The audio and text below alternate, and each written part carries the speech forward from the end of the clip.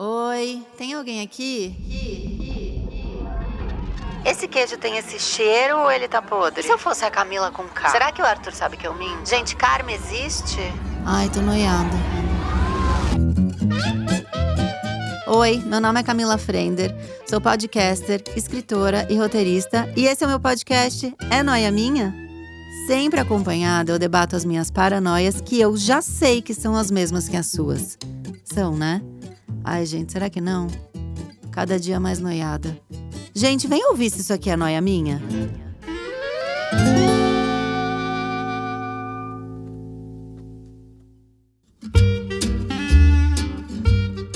Oiê! Antes de ir pro episódio de hoje, lembra que eu falei que meu Réveillon esse ano vai ser numa casinha longe de tudo? Sim! Pois é, encontrei uma acomodação ótima pra minha família e meus amigos pra gente curtir o fim de ano na paz. Uhul! Mas Camila, aonde você encontrou essa casa? Ora, meus ouvintes. Encontrei lá no Airbnb com a ajuda da ferramenta Preferidos dos Hóspedes, que mostra as acomodações mais bem avaliadas pelos hóspedes do Airbnb. Se você tá com dificuldade de escolher aí aonde vai ficar na praia, nas montanhas ou na cidade, vai lá conferir os preferidos dos hóspedes para encontrar aquele lugar bacana. Seja você aquela pessoa que gosta do lado agitado da cidade ou, como eu, só quer um pouco de paz e tranquilidade. Vai lá no Airbnb encontrar sua próxima acomodação. Mais um é noia minha e eu fico falando sem parar. Eu tô com uma voz um pouco hoje mais rouca, mais doce, mais sensual. Se você ficar afim de mim, vai passar, tá? É só uma rouquidão momentânea de muito charme e muita falação. E aí, no episódio de hoje, eu fico com aquela musiquinha na cabeça, sabe? De auditório, que era Ela merece, ela merece. Porque eu tô com essa noia. Eu fico muito pensando assim, será que eu mereço tudo que eu tenho? Ou quando acontece uma coisa boa e eu viro e falo, nossa, eu tive muita sorte. Mas foi sorte mesmo? E aí tem um outro recorte, do tipo, privilégios. A gente não tá entrando num lugar de meritocracia. Ai, sou muito merecedora, porque eu sou muito batalhadora. E aí, pirei. Aí tive que chamar ajuda, né? Quando a gente pira, a gente tem que chamar ajuda. Então, os nossos convidados de hoje que vão me ajudar, ou, né, vou ajudar eles. A gente vai tentar criar um grupo de ajuda aí. Porque tá todo mundo, assim, muitos noiados, né? Eu chamei porque eu sei que eles são noiados. Quem tá comigo? Eu tenho aqui comigo o escritor, mentor, especialista em criatividade e moda, Jorge Greenberg. Oi, está de volta. Oi, Camila. Como vai? Vou bem, e você? Está animado? Tô muito animado, até nervoso com esse assunto. E aí, pela primeira vez, finalmente, o psicólogo e escritor Alexandre Coimbra. Oi! Oh, que alegria!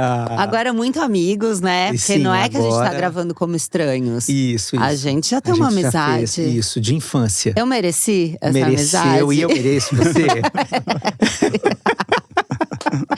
Ah, eu amo. Eu sou suficientemente noiado pra merecer entrar no seu reino dos céus. Então, olha que interessante, né? Será que é bom isso pra você? Eu dizer que vocês dois são noiados e merecedores de estarem aqui?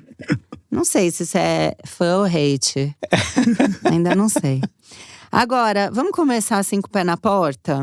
Vocês se acham merecedores da vida que vocês têm hoje? Eu acho. Olha, que simples. Tá. Eu acho. Acho Você que eu sou tá de merecedor. bem com isso? Tô de bem. Eu acho que reconhecer os privilégios significa você tomar cuidado com os contrastes que você vive numa sociedade, né? Então, uma coisa é o que a minha vida privada me oferta nas minhas relações, nas facilidades ou dificuldades que eu tenho para chegar aos lugares que eu almejo. A outra coisa é o que eu faço com isso na hora em que eu vou para o mundo e eu tô diante dos contrastes de uma sociedade injusta. Aí pode bater uma culpa. Não necessariamente uma culpa, mas eu acho que é mais pro lado da responsabilidade. Tá. O que eu faço com isso? O que eu faço com Né? isso e como eu comunico isso? Se né? eu comunico, se é importante comunicar, se é importante ostentar. Eu acho que isso tudo tem a ver com essa sociedade do espetáculo em que a gente vive, Sim. que pode transformar aquilo que é a sua vida num filme de horror pra quem não tem. Tipo, às vezes um recorte vira uma verdade absoluta, né? Como se Sim. fosse possível a todos e normal a todos. Ou então aquele white people problems, que a pessoa fica muito chateada porque perdeu o avião sabe, pras ilhas Fiji. Sei. E aí ela vai ter que esperar 3 horas no aeroporto. E aí faz um story. Gente, vocês não acreditam que eu tô passando. Isso, exatamente. Exatamente. Jorge, você se acha merecedor da vida que você tem hoje? Eu sinto que eu sou merecedor de tudo da vida que eu tenho hoje. Mas eu honestamente acho que eu merecia mais. Eu amo! Eu acho que eu trabalhei muito mais do que… Enfim, não só falando de coisas materiais, né? Falando de amor, de relacionamentos, de amizades, de realização de sonhos, né? Perspectivas e tal. Eu sinto que eu sou bem merecedor, porque eu sou muito esforçado. Mas eu sinto que eu cheguei numa fase e falo… Porra, e aquelas outras coisas todas, né? Que você se esforçou tanto, onde elas foram parar? Mas ao mesmo tempo eu sou muito grato, porque muitas coisas que eu me esforcei muito deram certo. E eu me considero uma pessoa com muita sorte, assim, porque… Então, olha que doido, né? Eu me esforcei, não, mas eu me considero uma pessoa de muita sorte. A gente sempre tem essa… trabalha esses dois lados, né? Parece que então, pra tudo dar certo, a gente tem que ter uma combinação. É uma combinação, são os dois. Acho que a sorte… Sorte é sorte. Eu sinto que não dá pra negar que existe. Eu sempre falo, eu tava no lugar certo, na hora certa, falei a coisa certa pra pessoa certa, e aquilo abriu uma oportunidade. Né? Eu podia não ter ido naquele dia, naquele lugar, e talvez eu não tivesse conseguido aquele trabalho, ou começado aquele namoro, ou encontrado aquele apartamento, sei lá, qualquer coisa que seja. Mas agora, esforço, depois… Não adianta você ganhar coisa e não trabalhar nela, né? É outra coisa. O que você ia falar? Eu ia falar que eu acho que tem mais coisa do que merecimento e sorte. Eu acho que a vida é muito mais complexa e tem fatores que jogam para as coisas acontecerem que muitas vezes estão além da nossa capacidade de nomeação. Então eu acho que tem sim merecimento, sorte, tem mais um monte de outras coisas, um monte de outras variáveis que às vezes a gente precisa voltar na história para se debruçar sobre ela com um interesse de renarrar. Que outras coisas estiveram realmente na gênese disso que aconteceu comigo, né? E essa pergunta é uma pergunta muito aberta. Essa é uma pergunta que leva a gente para lugares muito insuspeitos. Você falou disso, de outros fatores, assim, e aí me veio na cabeça, às vezes tem o timing, né? Sim. Que também é uma, né? Você tem ali os fatos, mas não era aquela hora, não rolou por conta daquilo. Isso. E aí, às vezes, né, volta e você tem a oportunidade de viver aquilo de novo. Agora, o Jorge falou também das outras áreas da vida, né? Porque quando a gente fala de merecimento, e de esforço, e de sorte, a gente vai muito naturalmente pro trabalho. Eu não sei se todo mundo, ou se é uma questão minha. Engraçado que a primeira coisa que eu pensei quando você fez a pergunta foi na minha vida relacional. Olha, cada um leva para um canto, né? Para as escolhas das relações que eu tive na vida, os amigos que eu colecionei, a minha família que eu formei junto com a minha companheira, com quem eu tô junto há 28 anos. Sim. Então, é uma caminhada de conquista, eu acho. Eu penso em umas coisas do tipo assim, a Oprah não casou. Será que ela não é merecedora de tudo? Ela tem, sei lá, uma carreira absurda, uma das maiores carreiras de comunicação no mundo. Sim. Faz uma diferença brutal, ajuda milhões de pessoas pelo mundo. E aí, também não sei o que ela deseja pra vida dela. Mas assim, eu sempre fico buscando essas refs, assim, né? Porque eu acho que a gente tem a vida que a gente almeja profissional, né? E física, material, onde a gente quer morar, o que a gente quer ter. E também a de relacionamentos, né? Núcleo familiar, filhos, amigos, cachorro. O que você tiver projetado pra você, o que você acha que você merece, né? De alguma maneira. Nossa, aí já me surtou uma outra noia. Qual é a noia? Será que a gente quer o que a gente quer, ou a gente quer porque foi posto pra que a gente queira? Essa é a maior noia que eu tenho, assim, na vida, assim. Tipo, Podia convidar minha terapeuta pra participar. Doutor. tipo, o que eu de fato quero? Porque, assim, eu não tenho ideia. Mas, assim, às vezes eu fico obcecado em casamento, né? Eu sou solteiro. E aí eu falo, pô, minha carreira é tão legal. Eu consigo fazer o que eu quiser, eu tenho tanta liberdade. E aí eu fico com essa noia do casamento. Mas parece que é um checklist, né? Que a gente tem que cumprir pra dizer que a gente… Mas será que eu Teve quero tudo. mesmo? Eu adoro Então. viajar, eu tava morando fora, voltei, sabe? Não sei. A mesma coisa se eu for falar com amigas minhas com a questão da maternidade. Eu fui ter o Arthur, eu tinha 35. Então, né, não é que eu tive novinha e tal. E eu já tava num relacionamento há muitos anos. E de fato eu fui, agora não.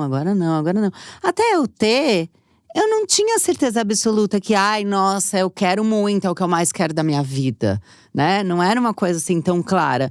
E eu fico muito na dúvida se é pra todo mundo, porque é uma decisão tão importante, tão gigantesca, que tem, né, tantos poréns atrás, né? Enfim, tanto compromisso, responsabilidade, que eu não sei o tanto que a gente performa, que a gente nasceu pra ser mãe, e o tanto que… eu vou arriscar, né? Vamos ver. Eu acho que a gente constrói uns desejos na vida como se eles fossem nos salvar da angústia de estar vivo. É uma distração? É uma noia. É uma neura, né? A gente construiu um desejo como se ele fosse algo que beirasse a totalidade da realização. E a gente fica mais em paz com a própria vida quando a gente admite que os nossos desejos vão ter realizações parciais. Sabe? Sempre parciais. Tá. E que no conjunto da obra, a gente vai sempre estar se perguntando o que mais? Ou o que menos? Sabe? Mas a lida com a frustração me parece o terceiro elemento dessa história que você está propondo. Ele chegou com entre o mérito, né, merecer, Sim. que é diferente de meritocracia, nós podemos falar sobre isso, e a sorte. Né? Eu acho que admitir que a vida adulta é frustrar-se, ponto. Isso aí é o resumo da vida adulta. Né? A gente tem o tempo inteiro frustrações de todas as sortes, de todas as ordens, algumas impostas pela cultura, outras impostas pelo corpo, Sim. pelas questões que são inevitáveis da vida, né? Pelos acidentes, pelas mortes, pelos adoecimentos, pelas idas das pessoas. E a gente tem frustrações que vão atravessando o meio do caminho desse sonho que parece muito limpo, sabe? Por isso que esse negócio de coach tem que acabar, né? Assim, basta você ter força, foco e fé e perseverança e você vai conseguir realizar o seu sonho. Não, o Drummond é que tem a razão disso. No meio do caminho tinha uma pedra. E tem uma pedra no meio de todos os caminhos. E na hora que acaba de passar pela pedra, aparece outro meio do caminho com outra pedra e com outra pedra. E a vida adulta é isso. É você resolver o que você vai fazer com essa pedra. Se você vai continuar naquele caminho, você vai mudar de caminho, você vai arrumar um jeito de quebrar essa pedra, se essa pedra demora para ser quebrada. A vida adulta é isso. É muito sobre jogo de cintura, né? Muito. A vida adulta. Muito. E aí a gente percebe quão mimado a gente é quando a gente não tem, né? E mais perto do infantil a gente tá. Porque a gente quer as coisas na hora que a gente quer, do jeito que a gente quer. Sim. E aí vai pra frustração. E vai pra frustração.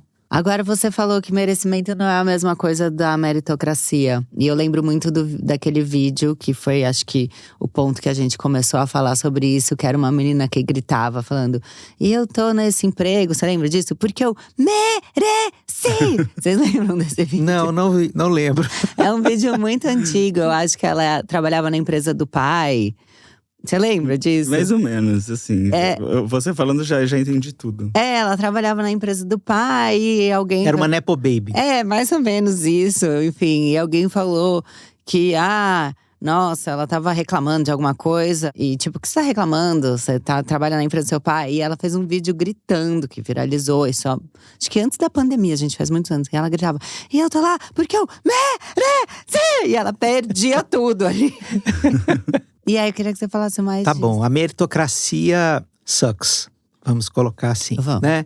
A meritocracia é uma grande merda cultural que foi inventada como um dispositivo ideológico para alienar as pessoas das dificuldades, dos bloqueios e das misérias que são produzidas numa sociedade desigual. Então, a meritocracia é como se fosse transformar a sociedade desigual, cheia de fissuras, de violências, num bando de ursinhos carinhosos descendo o arco-íris e no final do arco-íris tem um pote de ouro, eles vão cair no pote de ouro.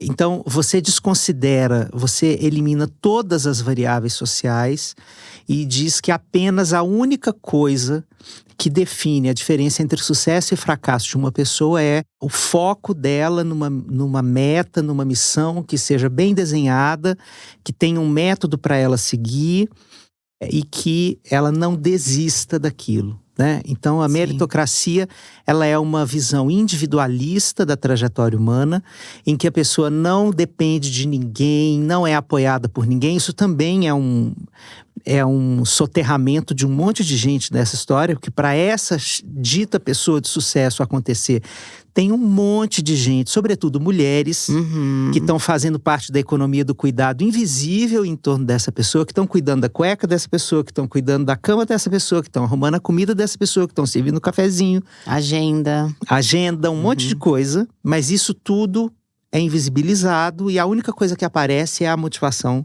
dessa pessoa. Por isso que meritocracia é um sistema ideológico que tem essa função. O mérito, ele é uma variável individual que tem a ver com o esforço que você tem para atingir uma determinada resposta do seu esforço. O mérito, sim, é individual. O mérito, sim, é individual, né? Então, isso tem a ver com, por exemplo, se você vai tirar nota boa na prova, dependendo da quantidade de horas que você sentar a bunda na cadeira e estudar a matéria. Ponto. Então, o mérito é uma variável importante para a gente ter na nossa vida o tempo inteiro, porque, dadas as determinadas condições culturais e sociais, para cada pessoa, aí sim, interseccionalizando, se eu sou uma pessoa, por exemplo, indígena nessa sociedade, e se eu quiser estudar, ir para uma universidade, não vai adiantar eu ter o mesmo nível de estudo que uma pessoa branca. Então, eu vou precisar entender qual vai ser o nível de esforço que eu vou ter que empenhar para produzir esse resultado. E aí, na hora que eu chegar lá, eu vou ter o meu mérito. Porque eu me esforcei, eu estudei o contexto e entendi qual foi a trajetória que eu precisei construir para chegar até ali. Então, é muito diferente você analisar o mérito nessa perspectiva, né?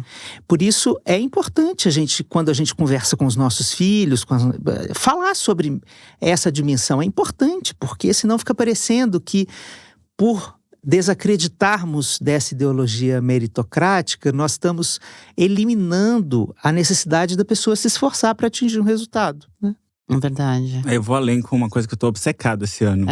Que é um… Eu amo, falou que tá obcecado, eu já tem toda a minha atenção. Foi o meu principal estudo do ano, tudo girou em torno disso, que é um termo que chama cronormatividade. Sabe o que é cronormatividade? Não. É uma cronologia que ela é esperada do ser humano na Terra, baseada em marcos, né? Em inglês eles falam milestones. Então é assim, você nasceu, você vai pra escola, aí você vai pro colegial, aí você tem o primeiro amor, aí você entra na faculdade, e aí você tem um primeiro emprego, aí você casa, aí você é promovido, aí você tem um filho. Das coisas. E aí, aí você tem uma grana pra ganhar uma casa. Não, é muito bom, um autor americano chama Bruce Feiler, que ele escreveu um livro que chama… Não tem traduzido em português, ainda chama Life is in the Transitions, que é a vida nas transições. Eu fiquei obcecado, porque eu sentia que minha vida estava totalmente fora de ordem, né? E aí eu comecei a perceber como as pessoas ficam assim. Ai, nossa, eu não tô onde eu queria estar, eu já queria ser mãe. Ou eu queria estar num outro lugar profissional. Todo mundo se sente atrasado pra alguma coisa, porque a gente tá baseando a nossa vida numa linha cronológica, né? Que é essa linha cronormativa, né? Que vem do normativo. Que ela é uma linha que foi… Aí veio o mais interessante. ela foi feita por homens brancos, normalmente americanos, que escreveram os livros. Então, se você pensar, todos os livros que nos ensinaram a viver e a ter sucesso e a montar uma carreira do século XX foram escritos por homens brancos e americanos, normalmente, né? Ou europeus, mas enfim. Você estava falando de mulheres, né? Você falou de povos originários. Essa metodologia, essa cronologia, né? Funciona para homens brancos que vão trabalhar no mundo corporativo, por exemplo, né? Com as metas que eles querem. Então, um cara que criou o termo crise de meia-idade, por exemplo, que virou um marco, né? Muito forte. Ele fez uma pesquisa com mais de 310 homens que ele leu biografias, assim, homens famosos, de Michelangelo a Bach.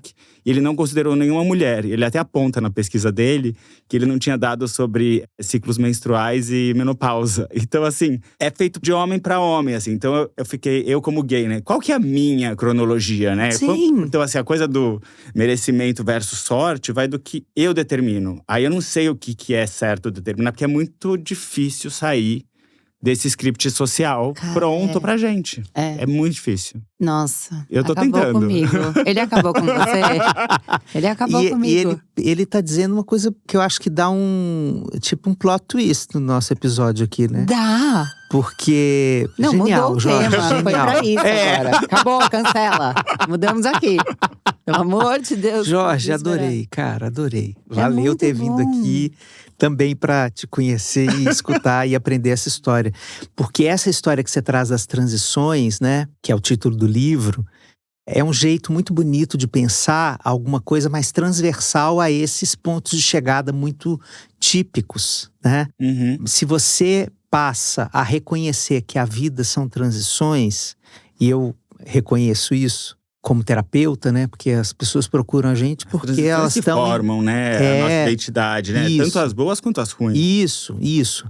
Se você reconhece que a vida é um monte de transições acontecendo numa timeline muito confusa, que não tem nada de linha, né? É um novelo completo. As transições, elas nos aproximam no que elas solicitam da gente. Porque quando a gente está em transição de qualquer fase para qualquer fase, a gente tem uma sensação de que nós valemos menos, que nós temos menos recursos para lidar com a vida, porque a gente entra numa insegurança que tem a ver com o luto. Toda transição envolve luto. E no luto a gente tem um certo declínio da autoimagem, porque quando a gente perde uma coisa, a gente perde um pedaço da nossa identidade. Sim. Então, a transição, ela necessariamente é esse lugar existencial em que a gente se olha no espelho e sente que vale menos. Então, se a gente começa a falar mais disso e menos dos pontos de chegada, a gente está aproximando mais essas camadas sociais que às vezes se diferenciam tanto. Nossa, sabe o que me bateu aqui? Quando eu era mais nova, tinha muito essa coisa de ter alguém e de quando que eu vou casar, né? Tinha essa… E um namorado e tal. E sabe, agora que vocês estão falando dessa coisa né, das transições, sabe o que eu sentia toda vez que eu terminava uma relação? Que eu voltava pra estaca zero. Era como se eu anulasse a história de tudo que eu tinha, sei lá, vivido, experienciado, né, trocado. E, putz, não é que deu certo por um tempo, né? Eu fracassei e eu voltei pra estaca zero. E agora eu preciso recomeçar, porque a minha próxima etapa dentro dessa linha cronológica é casar. Sim. E eu fui interpretar o meu divórcio de uma maneira muito diferente dessa. Porque eu não tinha mais a pressão do casar. Eu já tinha casado. Então é a primeira relação que eu constatei que ela deu muito certo por 10 anos. E a primeira relação que eu não anulei. Porque eu não tinha um outro ponto pra chegar. Eu já tinha dado check naquele box do casamento. Então ela existe. E muita gente dá check, você deve ter tido amigas, eu tenho com certeza, que ficavam tão focadas no casamento, né? Então elas não saíam nem pra dançar, nem pra se divertir, nem pra fazer amigos. Elas saíam pra procurar marido. Muitas. E aí casavam e entravam numa mega depressão. Uma mega crise existencial. Mesmo que não fosse dito… E aí o casamento não durava muito tempo. Não, elas não entendiam o que estava acontecendo. Porque elas estavam casando, elas nem sabiam… Elas estavam casando porque elas, assim como eu, acho que eu tenho que casar. Sim. Eu ainda acho, eu ainda não consegui eu tô elaborando isso. Assim, Não, por a isso que eu gente fiquei ainda obcecado, acha porque muita eu percebi que é um coisa. trabalho pro resto da minha vida que eu vou ter que fazer isso. Sim. Por exemplo, a minha mãe sentia uma pressão de ser vó. Porque as amigas eram vós. E eu tenho 2 irmãs, eu e minhas irmãs não tivemos filhos. Aí, na idade dela, no tempo dela, essa é a noia, entendeu? De que tava rolando. Enquanto para outros é casal, enquanto para outros é ter um salário legal, porque os amigos já têm. Sabe, porque a gente ainda se compara, né? Com o irmão, com o amigo, com o pessoal. Pô, ela já tem tudo isso, ele já tem tudo isso, e eu não tenho, né? E então, cada idade, cada momento, tanto pro pessoal quanto pro profissional, ele acaba trazendo essas linhas da sociedade, assim, que são meio… que são da literatura e da cultura popular geral, e que elas trazem muita noia do que eu realmente acho versus o que foi dito que eu deveria achar, sabe assim? E é muito difícil o seu sonho, tipo, por exemplo, que é o de ser avó, por exemplo. Aí ela virou avó, tá? Tem um Tá, sobrinho não, lindo, tudo mas bem. assim, foi que tudo. legal. Que ótimo, conseguimos. Check. Sim. Eu tava com pena dela, confesso. Não, ela tá tudo, ela tá maravilhosa. Mas é muito difícil, né, esse sonho, porque ele não depende de você. Sim, claro. E ele é o prato cheio pra frustração, porque aí você não pode fazer nada. E eu acho que tem uma coisa na formação da família. Eu concordo super com essa história de que é muito difícil desenhar uma trajetória existencial que não passe ainda pela família, porque é um discurso muito forte socialmente. Né? Já temos pessoas que estão defendendo uma biografia baseada na amizade e em contraste com essa biografia baseada na construção de uma família. Mas isso ainda é muito incipiente, né? Mas isso exige há muito tempo, né? Já teve um filósofo grego de milhares de anos atrás falando disso também, né? Que já comprovou que talvez as pessoas fossem mais felizes vivendo em grupos de amigo. Isso. A Ana Sui tem uma frase maravilhosa. Ela diz que a amizade é o amor que deu certo. Mas acho que o vínculo de sangue também é outro rolê. Pois é. Aí a gente já por outra amigo camada. muda de fase, entendeu? O vínculo de sangue Mas eu acho rolê. que é tão bonito a gente pensar que quando a gente faz uma escolha, né, por exemplo, a escolha do casamento, a gente não está comprando o ideal do conto de fada. A gente está comprando um projeto existencial. E que isso envolve o atrito de 2 desejos, entende? E o casamento é isso. Portanto, eu acho que cada vez mais é importante da gente destruir com a espada de Jedi a noção de sucesso e fracasso envolvido no casamento. Porque se o desejo é uma coisa incontrolável, né? Se eu não posso controlar o que eu vou desejar hoje ou amanhã ou daqui a X anos, pode ser por uma relação imponderável que eu não tenha mais interseção com aquela pessoa, que ela vá desejar outras coisas da vida que não são mais compatíveis com o que eu desejo. E a gente precisa construir um projeto juntos. E isso não tem a ver com fracasso. Isso tem a ver com transformação. Isso tem a ver com transição, que o Jorge estava falando. Né? Eu acho que essa palavra fracasso, ela está muito coagulada na ideia de casamento, que ainda vem lá do século XX, do até que a morte o separe, né? Assim, então é uma ideia ainda muito mitificada de que você vai, pela via do amor romântico, encontrar uma pessoa que vai ser a metade da laranja, ou como a nossa amada Rita dizia, que nós dois somos um, né? Nós dois sermos um. Isso é uma mitologia, assim. Isso que os apaixonados escrevem, né? Isso. Sim. Mas, e não que isso seja ruim necessariamente, mas isso não pode responder pelo desenho do seu desejo. Sabe uma coisa que eu percebi também? Que isso é pra pouca gente. Coisa da sorte, merecimento, né? Que bom, vamos voltar pro tema. Vamos. Eu sou assim, gente. Eu sou terrível pra ficar no tema. Eu quando vi que eu tava muito… Que minha carreira eu tive muita sorte. E eu também não punha energia na minha vida amorosa, tal. Casei, separei e tal, mas… não era algo que era a minha prioridade, assim. Talvez eu acho que tem que ser também a sua prioridade você se colocar e abrir espaço e tempo pra isso. Sim. Mas… eu esqueci completamente o que eu ia falar. Mas você falou… Mas eu falo. Porque você tá me deixando noiada sem parar. Não, porque você falou isso não era a minha prioridade, tempo… E aí eu, como mulher, eu percebo que a mulher de hoje em dia, que é a que eu sou, ela precisa ter tempo de tudo. Entende? Senão não tá certo. Então, eu preciso ter tempo pro outro, eu preciso ter tempo pra maternidade, mas eu também preciso ter o tempo do meu trabalho. E aí, a minha conta nunca fecha. Também vai é uma fechar. cilada. Não vai fechar. Continua sendo uma cilada, sabe?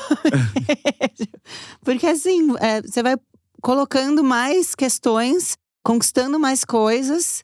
É uma responsabilidade maior com o mesmo tempo que você sempre Não, teve. e a noia disso, né? Você falou muito de desejo, né, Lê? E eu penso muito nos desejos. E hoje, eu fico pensando se os desejos que eu tenho são realmente meus. Não só baseado na crononormatividade, nessa linha do tempo, mas também no TikTok, né? E nas coisas que eu sim. fico vendo o tempo todo, Instagram, que eu acho que seriam pra mim. E vou dar um exemplo bem básico. Assim, eu cobri muitos anos Semana de Moda Internacional. E foi, quando eu parei de ir, foi 2018, 2019. Foi difícil. Uhum. Porque não era uma época que tinha tanto influenciador lá, era uma coisa que era importante pra minha carreira. Tanto de posicionamento, construção de carreira, várias coisas. E eu parei de ir porque, na última vez que eu fui, eu vendi meu carro. É caro pra caramba ir pra muito Semana de caro, Moda. Entendeu? A não ser que você seja, sei lá, Silvia Braz, entendeu? Que deve… Sim. Não sei como ela vai, mas eu imagino que ela deve ir muito bem assessorada, e com várias marcas que apoiam e tudo Com mais. coisas fechadas. Sim, com coisas já. fechadas. Sim. Assim, ela tem uma carreira muito estruturada. Isso, nesse ponto eu quis dizer. E eu não tinha, né? Eu escrevia no Estadão, então assim, eu conseguia tudo. Mas quando eu parei de ir, foi muito difícil. Agora, toda vez que eu vejo, né, quantidade de pessoas indo na Semana de Moda e todo aquele rolê acontecendo, e eu não faço mais parte… E aí, hoje eu tenho menos FOMO, né? Menos aquela ansiedade de falar, ai, queria estar lá.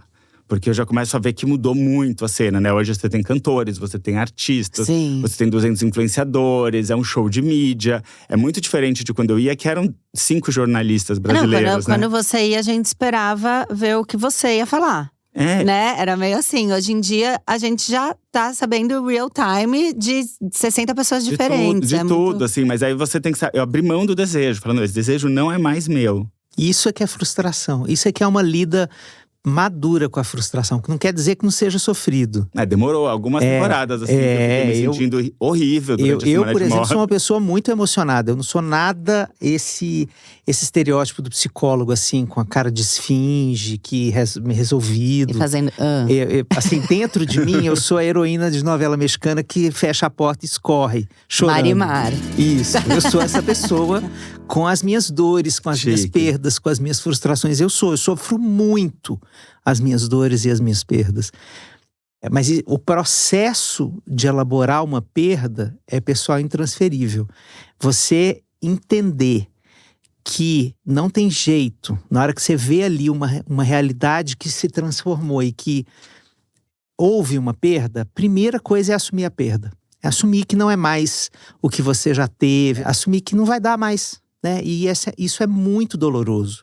Assumir a perda é uma das coisas mais dolorosas da vida. Se a gente estava falando de casamento, né? Uhum.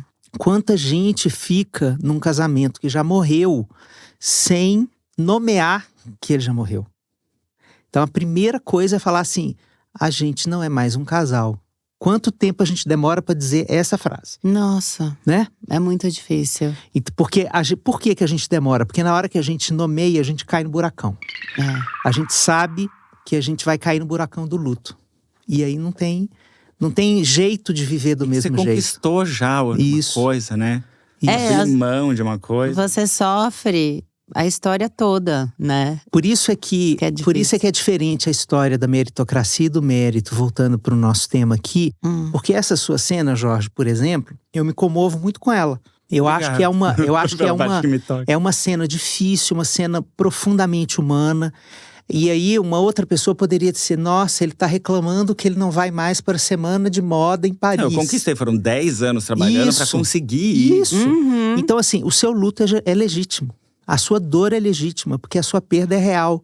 Tá aqui no seu corpo, você sente no seu coração, entende? Sim. Então essa é a diferença. Eu acho que é essa coisa de você elaborar o luto também, que era o que você estava falando. De você reconhecer que isso é uma perda e que você tá mal com isso, isso foi ruim pra você. E aí, eu acho que é também um processo de você conseguir sair disso.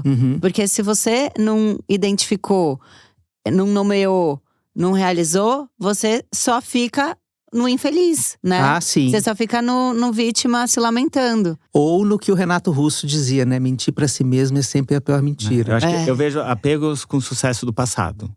sabe? Então, quando o nosso relacionamento era maravilhoso, ou quando eu bombava no trabalho e tudo acontecia, e eu fui promovido e tal, não sei o quê, agora as coisas estão mornas e tal. Mas o mundo muda, a gente muda, o mercado muda, a tecnologia muda, as pessoas mudam, né? O marido muda, e, enfim. Então é muito… Tem que fazer o luto, né? Como você falou. Acho que o luto… Quando eu comecei a estudar muito essa história de transições, eu vi que o luto era muito importante. E o luto envolve, às vezes, você fala… Não, eu vou ficar esse fim de semana inteiro triste, deitado na cama, vendo… Eu tava vendo Revenge. Emily Thorne. Porque eu lembro que ela me dava um pulso, simbólico, assim, né? É, porque eu lembro que eu gostava dessa coisa que ela se afastou pra treinar e voltar, tipo assim, sabe? Tem um tanto de ressentimento, às vezes, no luto, né? Eu vi Girls, eu revi Girls é tudo. E eu revi porque eu senti que eu precisava sentir o que eu sentia quando eu assisti a primeira vez. Mas você sentia? Eu não sentia mesmo. Eu consegui acessar alguns lugares, assim, de… Quando eu vi Girls a primeira vez, eu acho que eu tinha 29, 30, sabe? Sim. E eu tava numa transição de carreira. E eu senti que eu tava precisando rever, porque tinham coisas que eu precisava mudar. E aí eu fui buscar ali. E foi bom. Eu lembrei, assim, das aflições que eu tinha quando eu assistia. Eu não achei nada em Revenge. Tenta Girls. Eu acho que é bom, você vai gostar. Eu acho que o conceito foi incrível. Eu fiquei muito feliz nos primeiros 2 episódios. Depois eu falei, eu não sei se eu tô nessa fase mais. Sei, me perdi. Eu só quero ser feliz, eu não quero me vingar. Ela é amarga. Não, é trabalhosíssimo. A Emily passa bons bocados ali. Talvez você possa abreviar, sabe? Sei. Uma coisa mais otimizada. Uma versão otimizada dela. Mas Girls me fez muito bem, assim.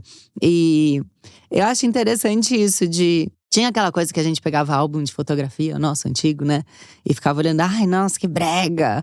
E tal. Eu acho que eu cheguei numa idade em que eu olho pra trás e eu consigo ver, ai, que fofa. Eu acho que fala, nossa, como eu era bonito. E eu me achava feio, sabe assim? Sim, super.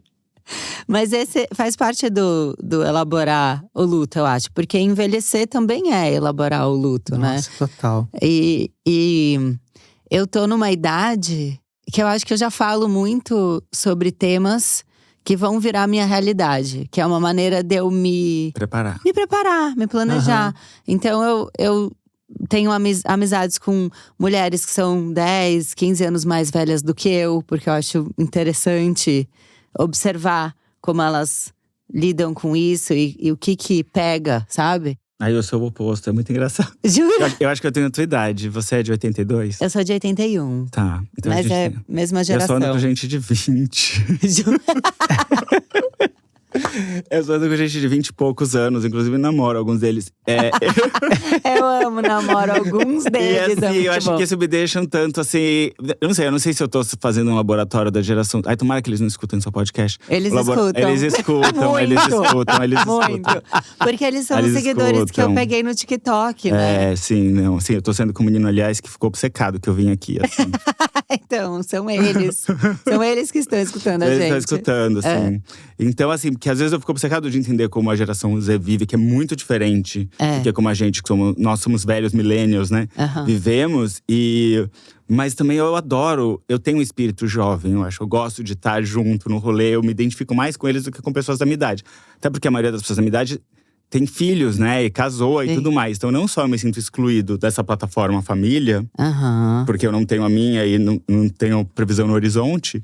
Então talvez eu me identifique mais com as pessoas que são jovens, livres e desimpedidas para fazerem o que quiserem. Então para mim é mais orgânico andar com gente jovem, mesmo sabendo que eu tenho que me preparar para os próximos anos vindo, assim.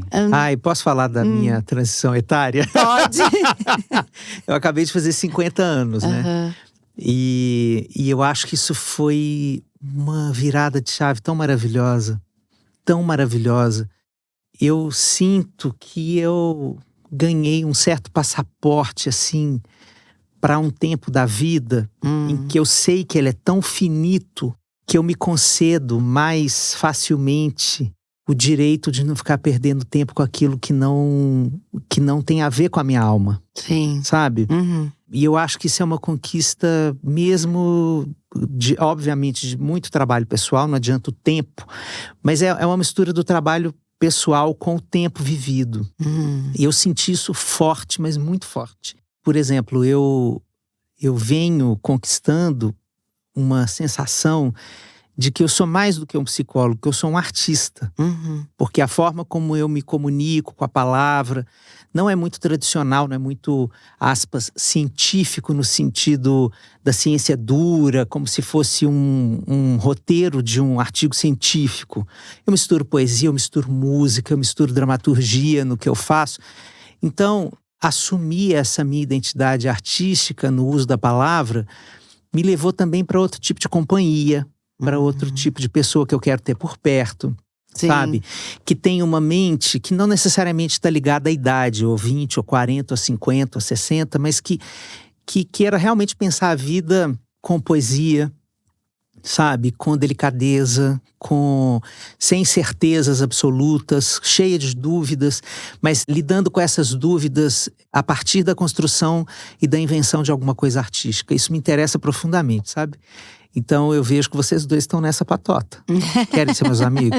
Eu já Mas sou. eu me dei a etiqueta de artista, o status de artista. Não sei como Você também se deu isso? Sim, eu até comecei a pintar quadros e fiz uma exposição, né? Ah, que legal! Tá Porque, vendo? Ele vai a fundo, ele é um noiado. Eu sou totalmente noiado. No passado eu comecei a pintar quadros.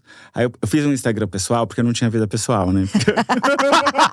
Eu só trabalhava. Porque meu Instagram pessoal virou um centro de notícia, de tendências, de mentorias, de coisas que é meu negócio.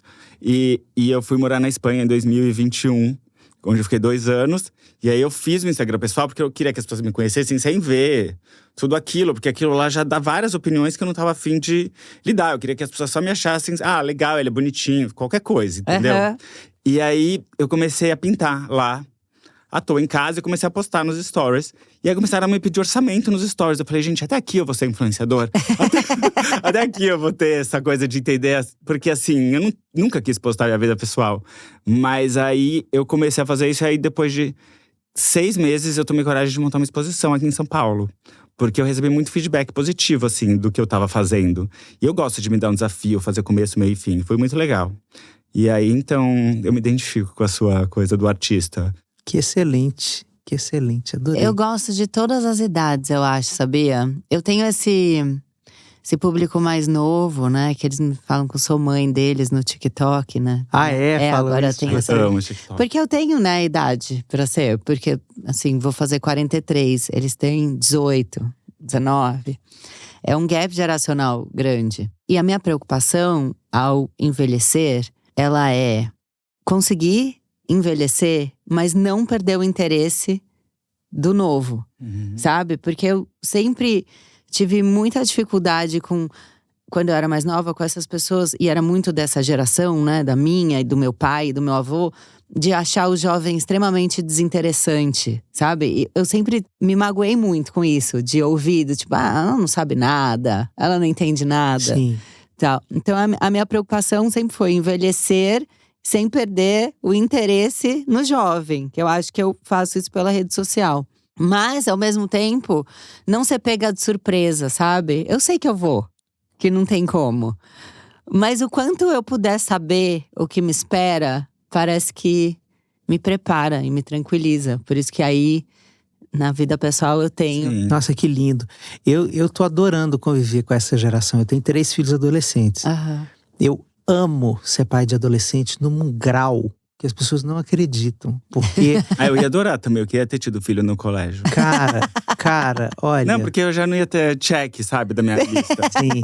Cara, eles são… essa geração, né? Obviamente que tem um recorte aqui, obviamente, de classe, Sim. de raça… e do tipo de criação, que é uma criação não violenta. Então acho que eles não têm a necessidade de sair correndo de casa, ir embora, como a nossa geração tinha. Porque a diferença entre o que a gente desejava e o que a gente tinha dentro de casa, do ponto de vista afetivo, era muito grande. Então, outro dia aconteceu uma coisa muito, muito louca na minha casa. Que o meu filho estava com a namorada dele, uns amigos. E eu e a Dani estávamos pensando que aquilo ia ser um Vale Night. E a gente começou a se aprontar ali para fazer alguma coisinha do lado de fora. Eba, né? Vamos sair. Todo mundo que tem filho vai entender o que significa isso. Para você que tem filho pequeno, vai chegar essa hora. Obrigada. Muito obrigada. E aí a gente começou… E aí… eles falaram assim, mas vocês vão sair assim com uma cara frustrada. Sabe? E eu jamais imaginei viver essa cena. E a gente ficou pra assistir filme com eles. Ai, que legal. E eles queriam muito a nossa companhia. E queriam a nossa companhia pra comentar o filme, pra gente conversar. E a gente fez pipoca. E foi um muito super… diferente, né? É muito diferente. Foi um super programa. Foi lindo. Foi aconchego, sabe? Foi afeto. Sim. Entendeu? Foi muito bom. Então isso é surpreendente pra mim nessa geração. Isso para mim é uma coisa que eles têm muito melhor do que a nossa geração.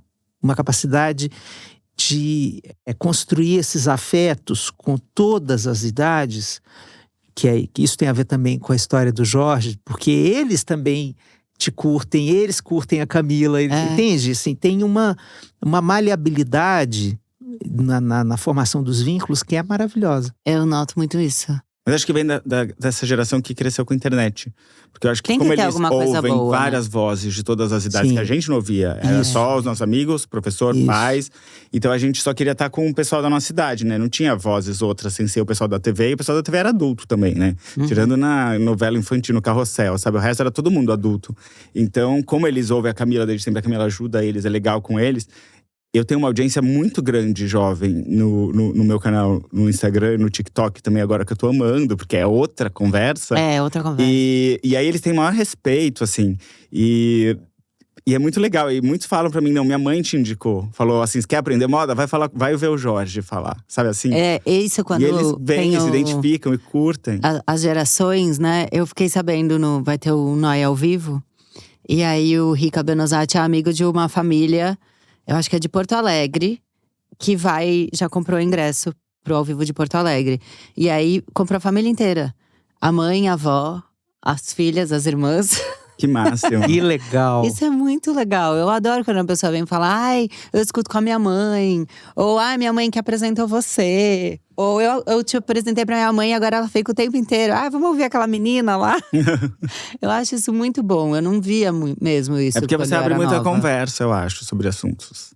Ah, eu acho que é escuta mesmo. Porque a gente jovem não tinha lugar de escuta. Era muito aborrecente, né? As classificações eram agressivas.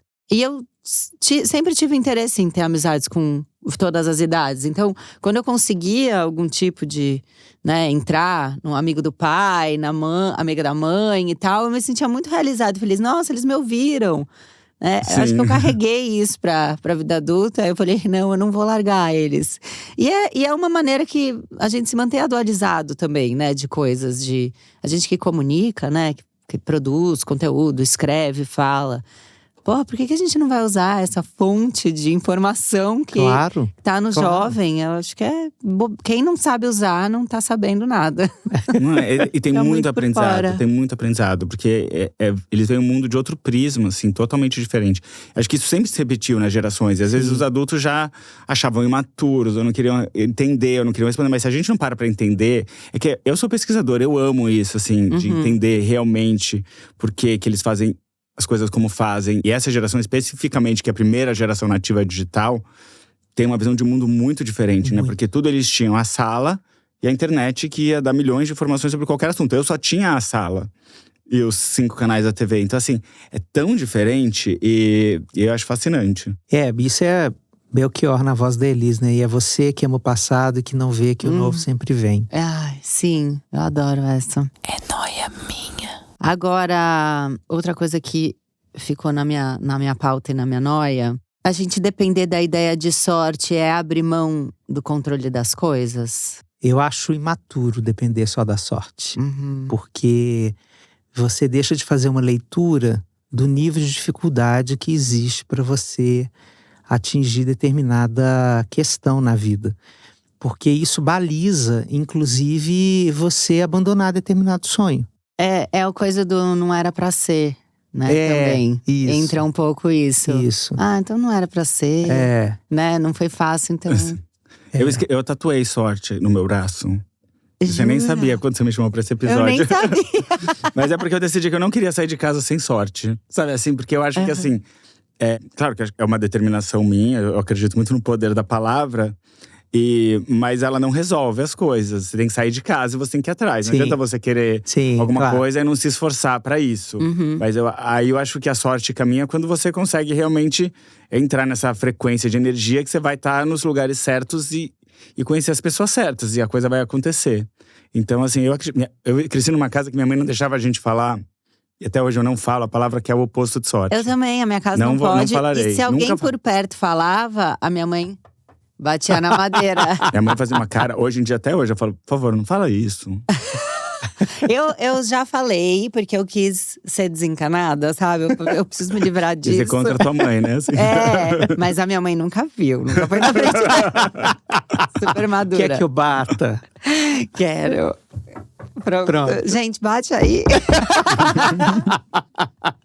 É muito engraçado, né? Como a gente é consciente das coisas. Nossa, total. De que é uma bobagem, mas a gente não consegue se livrar. Sim. Eu não Claro. acho bobagem. Você acha que é sério? É que eu acredito muito no poder da palavra, da manifestação. Quando eu vim pra cá, eu fiquei refletindo na coisa de sorte e merecimento. E aí eu pensei muito na manifestação, da gente manifestar as coisas que a gente quer, e visualizar e organizar. E aí, normalmente a gente consegue essas coisas. Se a gente consegue ver com muitos detalhes, assim, o que é. Eu acho que eu levo Porque a isso que gente você tá cria. falando pro lado do otimismo. Eu sou uma pessoa otimista. Então, eu quero uma coisa, lógico, eu vou, né, fazer alguma coisa pra conseguir.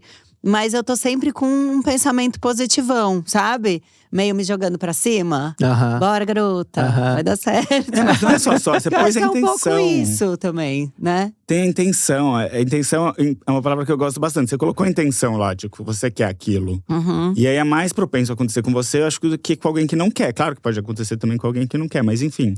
Nenhum cantor vai dar certo se nunca cantou. Você tem que cantar. Cantar, postar você cantando, mostrar, fazer show em bar, sabe assim? E aí você pode ter sorte de um olheiro tá lá, ou de uma gravadora tá lá, ou de um produtor musical tá lá. Mas se a gente ficar, eu queria tanto cantar, aí não tem sorte que ajude. E fiquei cabeção. Agora, encontrar, assim, o amor da vida é sorte? Olha, encontrar o amor da vida é uma mistura de tantas variáveis, que é uma alquimia tão indecifrável. Uhum. Porque ela, primeiro que não é um encontro garantido. O amor não trabalha com garantias, Uhum. né? Então, pode ser que seja muito efêmero e tenha sido amor. Pode ser que seja demorado e nunca tenha sido amor, né? Sim. Então, amor não tem a ver com o tempo de duração. Isso é uma coisa que a gente aprendeu duramente do século XX para o XXI. Uhum. Mas encontrar um amor depende de uma abertura para correr risco. E a gente, infelizmente, aprendeu errado, né? Porque o amor romântico diz que o amor nos salva do risco da vida, do risco do próprio encontro, né? E amar é assumir risco. Porque por que eu estou dizendo isso? Porque quando eu crio intimidade com uma pessoa, eu vou expor para ela o meu lado B, C, D, E, F. Uhum. E isso é muito arriscado, porque eu não sei como essa pessoa que já tem o meu coração batendo por ela de um jeito tão estratosférico, eu não sei como ela vai lidar com esse lado. Porque o apaixonamento que vem antes do amor, ele é uma grande alucinação a dois. Porque eu olho em você uma pessoa que você não é e você me vê uma pessoa que eu não sou. E a gente cria essa ilha da fantasia, depois a gente cai na real e o amor pode nascer disso. Mas é um risco muito grande amar, porque quem ama quer eternizar o vínculo, quer mais um dia de amor, quer mais um dia, quer mais uma semana, quer mais um mês, porque é bom. Porque dá uma satisfação enorme, embora dê trabalho construir uma relação. Mas o risco eu não sei se isso vai durar, se o outro vai desencantar ali na próxima esquina. Isso é cada vez mais uma pergunta, né? Os amores líquidos estão aí para colocar a gente nesse impasse, né? O ghosting como fenômeno horroroso da forma de se despedir dos vínculos, né? No século XXI. Então, amar tem a ver com assumir risco. Portanto, na hora em que eu me jogo aí no mundo, eu preciso entender que tipo de risco eu topo. E isso define se eu vou querer, por exemplo, só uma coisa mais superficial ou se eu vou atrás de algo mais profundo, que tem a ver com mais risco. Aí eu acho que a gente pode desenhar qual é a minha onda de amor para o momento. Pode ser que eu esteja num momento de só amores líquidos e tá tudo ótimo. E num outro momento em que eu talvez vá me angustiar de outra forma. Porque eu vou querer uma coisa mais intensa, profunda e duradoura. E a dificuldade continua sendo, eu quero o quê? Isso. Sim, eu acho que eu não sei se eu sou muito propenso para responder essa pergunta, porque quando eu tinha 13 anos, lançou no cinema o filme Romeu e Julieta, versão do Leonardo DiCaprio com a Claire Danes. Lembro. Eu fui 13 vezes ao cinema. E aquilo formou a minha ideia. Você foi… Eu ia com a minha amiga, depois da escola, ai, vamos. Ela tinha um motorista, depois da escola a gente ia e assistia. E a gente sabia falar de cor e tudo mais. Então eu acho que eu segui a minha vida, do início da minha vida. Hoje eu não procuro mais, acho. Procurando aquele tipo de amor brutal. Então, não sei o quê. E geralmente não dá certo, né? E tipo assim, e aí também tem muito a minha projeção, né? Do que eu quero viver. Eu nem olhei, não sei quem é a outra pessoa. E alguns eu convencia, outros me davam um pé na bunda imediatamente. E aí outros que eu convencia, depois que eu conhecia eles, eu falava, não sei se eu não gostei dele. Porque o Romeu e Julieta, eles se matam no final, né? Tipo assim, eles não ficam juntos. Mas eu acho que a ideia que foi vendida pra mim tão cedo, né? Eu comprei, né? Tava lá no shopping, mas eu que fui 13 vezes, né? É uma consciência, eu fui, né? Do amor romântico, pra mim, é muito difícil quebrar, baseada muito nisso que você falou, assim, de entender qual tipo de relação eu quero ter, o que eu tô disposto a abrir mão, o que eu tô disposto a doar. E também eu acho que aí a sorte vem de você achar uma pessoa que tá afim das mesmas coisas que você e que vai tá trabalhando com você e lutando com você pra aquela relação dar certo pro tempo que ela tiver. E saber lidar com a frustração dos tempos de… Eu tive relações muito felizes que duraram 6 meses. Isso. Que duraram tanto de tempo. Levei eu acho que cada vez mais a gente vai ter esse tipo de biografia. Nossa, desculpa, eu te cortei. Imagina, você falou de ghosting. E eu levei ghostings fenomenais, assim, da geração Z. Que é um fenômeno que também não é da minha geração, né? Porque na minha geração a gente tinha 2 maneiras de falar. Então hoje em dia, quando você tá saindo com uma pessoa, aí você tem o WhatsApp, e aí você tem o Close Friends, aí você tem o Instagram, e aí você tem DM, e aí você tem isso. Tem 50 maneiras, e o ghosting a pessoa vai te cortando de cada uma delas, assim, né? Até você falar, nossa, o que aconteceu? E não ter a resposta nunca, né? Mas eu li bastante sobre isso, porque eu queria saber o que aconteceu. Aí, uma matéria que eu li no Bumble falou que eu podia ligar depois de uma semana, tipo de um psicólogo mesmo, falando pra perguntar o que aconteceu com a pessoa, se ela estava bem. E você fez Nesse isso? sentido, fiz. E aí, você achou melhor? Ele usou o que eu já sei que é o básico, a carta da saúde mental, né? Pá! Tive um ataque de pânico. Se eu sei se é verdade ou não. Mas aí não tem como você rebater isso. Não, mas eu fiquei orgulhoso que eu mandei a mensagem, sabe? Sim, porque na sua cabeça você resolveu. Na minha cabeça eu resolvi também. Porque o mais duro é não ter uma história pra contar. Não ter um desfecho. Não ter uma história é das coisas mais terríveis da vida. Alguém que tá participando da tua vida todo dia, tá se falando toda hora, fica mandando mensagem no trabalho, manda foto de não sei quem. Aí de repente a pessoa não… E você tá por dentro da vida dela, né? Você se sente fazendo parte de mais um Frequenta personagem casa, ali, sabe? né? Assim, Meio série. Você tá na série dele. É muito louco, porque isso foi mudando muito, né? Tipo, a coisa de como você termina, né? Como você finaliza. E hoje em dia o ghosting é a coisa mais brutal que existe. Eu acho Antigamente brutal. falava post-it, mensagem de texto, não sei o quê. Hoje o ghosting é tipo assim, nem um post-it você deixou pra pessoa, sabe? A Carrie tinha sorte. A Carrie tinha sorte, não sabia ela. Deixaram um post-it pra ela. Exato. Ai, gente, eu amei conversar com vocês. Eu também amei. Já foi? Você quer falar mais alguma coisa? Achei que… A gente volta. Eu tô aqui com você. Não, é que eu nem vi o tempo passar. Foi muito bom. Mas é sempre assim, a gente fica falando igual doido. Ai, não percebe. Mas foi muito bom. Não, eu amei, amei. que sorte de eu ter vindo aqui. Eu também achei que foi uma grande sorte, que eu sou merecedora de 2 convidados tão maravilhosos. E eu queria que vocês deixassem os arrobas, se tiver livro, projeto, curso, para os Noyers, que os Noyers são muito legais. Eu nem mereço essa audiência. Merece muita sim. sorte Merece com minha. louvor. E não só nos Noyers, mas em todos os seus podcasts. Bom, começa aí, Jorge. Eu começo? Tá, Jorge aqui. Vamos falar, né? Pra quem não sabe. @Jorge Greenberg. E eu tenho um conteúdo semanal que chama 3 Minutos de Moda, que eu posto toda quinta-feira, que é uma coluna em vídeo de tendências. E na sexta eu tenho postado ela em texto. E eu escrevo pra quem gosta de ler, e tem indo muito bem. É muito louco que o texto tá indo melhor que o vídeo. Olha, que bom. Ai, eu fico tão feliz com isso. Era meu sonho. Eu só fiz vídeo porque eu queria que as pessoas me lessem. Uhum. E eu faço meu trabalho, meu projeto profissional é mentoria para criativos. Então eu tenho mentorias para… Agora eu tenho uma para empreendedores, tem várias rolando. E tem um projeto muito bacana que chama Futuro Day, que é um dia de tendência que eu quero muito você lá no ano que vem. Eu vou te stalkear. É bom falar assim ao vivo, se você não cortar, não corta. Não, eu não corto nada Porque aqui. Eu foi só tudo. corto se a pessoa me liga meia-noite chorando, que já aconteceu. Ai, eu falei uma besteira. Você manda eu cortar. Corta, a gente corta. Não, é um dia… eu Corta tive isso. 2 edições, é um dia…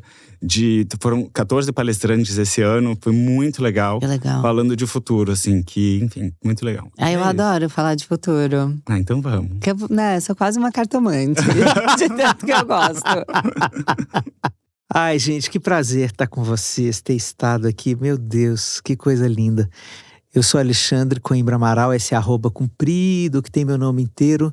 Eu sou psicólogo, escritor, podcaster também. Tem um podcast chamado Cartas de um Terapeuta, em que eu recebo cartas das pessoas e comento as histórias de vida delas, que elas me mandam pelas cartas.